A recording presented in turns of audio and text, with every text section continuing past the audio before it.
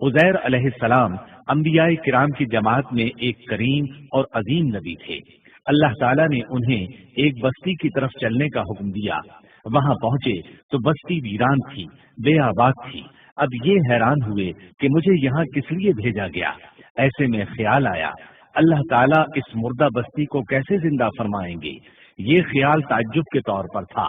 اللہ تعالیٰ سورۃ البقرہ آیت 259 میں فرماتے ہیں، أو كالذي مر على قرية وهي خاوية على عروشها قال أنى يحيي هذه الله بعد موتها فأماته الله 100 عام ثم بعثه قال كم لبثت قال لبثت يوما أو بعض يوم قال بل لبثت 100 عام فانظر إلى طعامك وشرابك لم يتسنه وانظر إلى حمارك ولنجعلك آية للناس وانظر إلى العظام كيف ننشزها ثم نكسوها لحما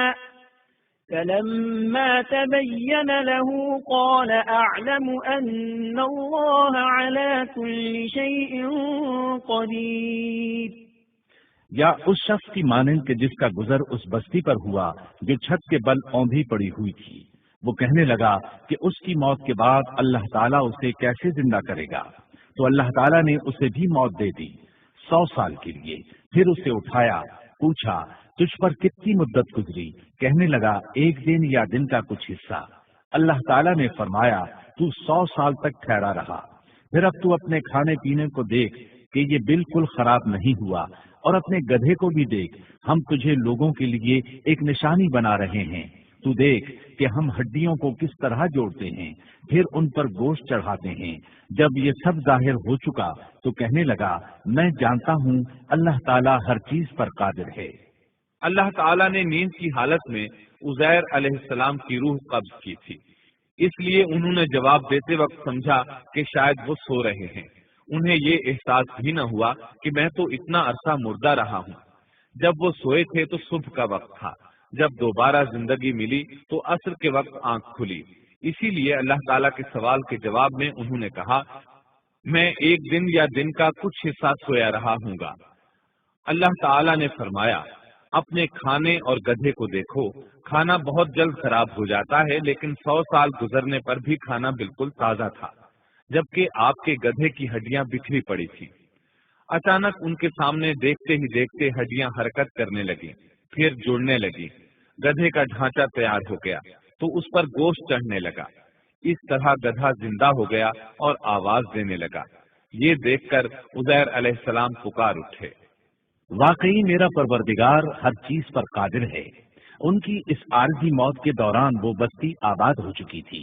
عزیر علیہ السلام نے ان سے پوچھا کیا تم لوگ عزیر کو جانتے ہو؟ انہوں نے کہا جی ہاں، انہیں فوت ہوئے 100 سال سے زائد عرصہ بیت چکا ہے۔ تب عزیر علیہ السلام نے انہیں بتایا میں ہی عزیر ہوں۔ انہیں یقین نہ آیا۔ وہ ایک بڑھیا کو لے آئے، اس کی عمر 120 سال تھی۔ انہوں نے اس سے عزیر علیہ السلام کے بارے میں پوچھا۔ اس نے عزیر علیہ السلام کی 10 نشانیاں بیان کی۔ وہ سامنے کھڑے عزیر علیہ السلام کو دیکھ رہے تھے، تب انہیں یقین آیا۔ عزیر علیہ السلام ان کے درمیان قیام پذیر رہے۔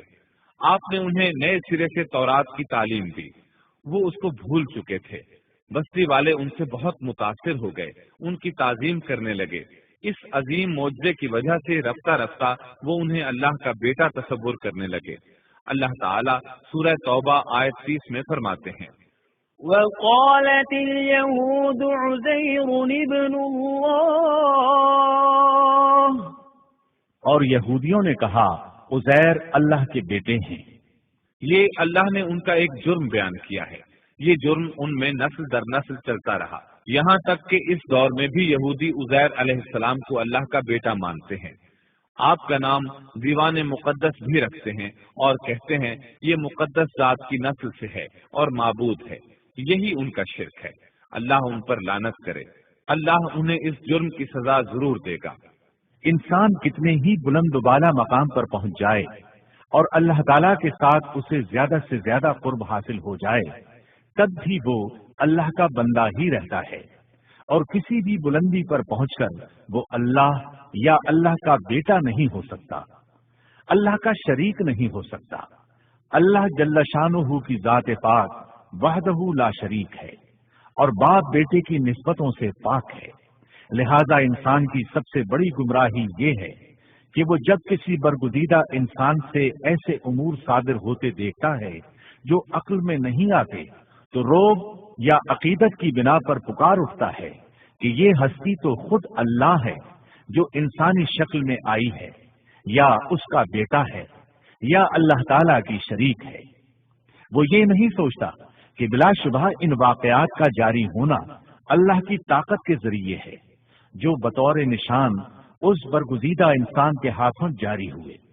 इसके बावजूद ये न अल्लाह है न अल्लाह का बेटा, बल्कि उसका एक पसंदीदा बंदा है, और ये उमूर अल्लाह ताला के खास कवानीन के तहत सिर्फ उसकी ताईन और उसकी सदाकत के लिए जाहिर होते हैं, वरना वो भी अल्लाह ताला के आगे उसी तरह मजबूर है जिस तरह दूसरी मखलूक।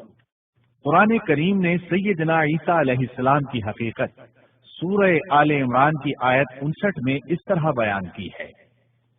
अल्लाह के नजदीक ईसा अलैहिस्सलाम की मिसाल आदम अलैहिस्सलाम की सी है कि अल्लाह ने उन्हें मिट्टी से पैदा किया और हुक्म दिया कि हो जा, और वो हो गए।